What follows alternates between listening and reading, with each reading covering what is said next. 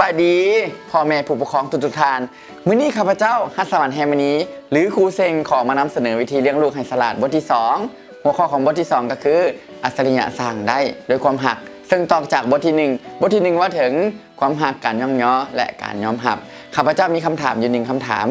การที่จะสร้างให้ลูกคนหนึ่งให้กลายเป็นผู้นำที่เต็มเปี่ยมไปด้วยพลังแห่งความหักได้นั้นจะต้องเห็นอะไรแม่นแล้วผู้นำที่เต็มเปี่ยมไปด้วยพลังแห่งความหักนั้นคือคนที่มีความสุขเวลาที่มีความสุของค์กรเฮาคนที่อยู่อ้อมข้างก็มีความสุขสังคมก็มีความสุขและประเทศชาติก็มีความสุขการที่จะสร้างลูกหรือว่าการที่จะสร้างเด็กคนหนึ่งให้กลายเป็นผู้นำที่เต็มเปี่ยมไปด้วยพลังแห่งความหักในนั้นจะต้องได้รับความหักจากผู้เป็นพ่อเป็นแม่ตั้งแต่ตอนอยู่ในท้องน้อยๆจนฮอดใหญ่อย่างสมบูรณ์แบบและอย่างยิ่งใหญ่นั่นเองก่อนที่จะว่าถึงความหักนั่นข้าพเจ้าขออธิบายถึงความรู้พื้นฐานเกี่ยวกับสมองเบื้องขวาและสมองเบื้องซ้าย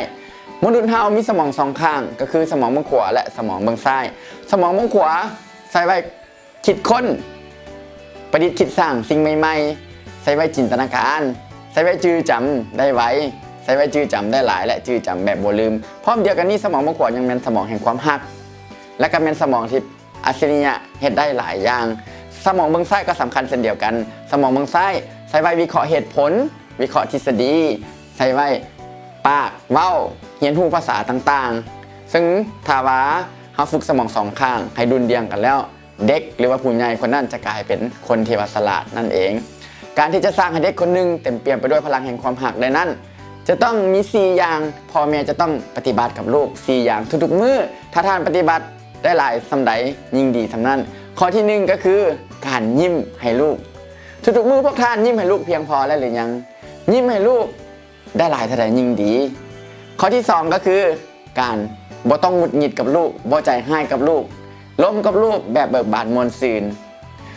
แต่ละมื้อพวกท่านหงุดหงิดหรือใจให้กับลูกหรือบ่พวกท่านฮู้แก่ตัวพวกท่านเองตั้งแต่มื้อนี้เป็นต้นไปขอให้พวกท่านล้มกับลูกด้วยความเบิกบานมวลซืนและข้อที่3ก็คือการโอบกอดและบอกหักลูกเวลาที่โอบกอด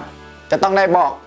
หักลูกทุกๆครั้งนั่นก็คือพ่อแม่หักลูกหลายๆขอบใจหลายๆที่เกิดมาเป็นลูกของพ่อแม่เพียงแต่ลูกอยู่ใกล้ๆพ่อแม่ก็มีความสุขแล้วพ่อแม่จะอยู่เคียงข้างและให้กำลังใจลูกเสมอและข้อที่4ก็คือการย่องยอสรรเสริญและการให้กำลังใจลูกเวลาที่ลูกเฮ็ดสิ่งใดสิ่งหนึ่งได้ดีเขาจะต้องได้ย่องยอลูกเสมอการย่องยอลูกจะต้องได้ห้องซื้อของเราแล้วก็บอกกิจกรรมที่เราเฮ็ดได้แล้วก็บอกว่าเราเก่งที่สุดในโลกเลยต้องเล่าคำว่าเก่งที่สุดในโลกเลยไม่สำคัญมาฮอดวินาทีนี้วิธีเลี้ยงลูกให้ฉลาดบทที่2ก็จบเพียงเท่านี้หวังว่าพวกทางคนจะติดตามคลิปวิดีโอของข้าพเจ้าในบทต่อไปขอบใจ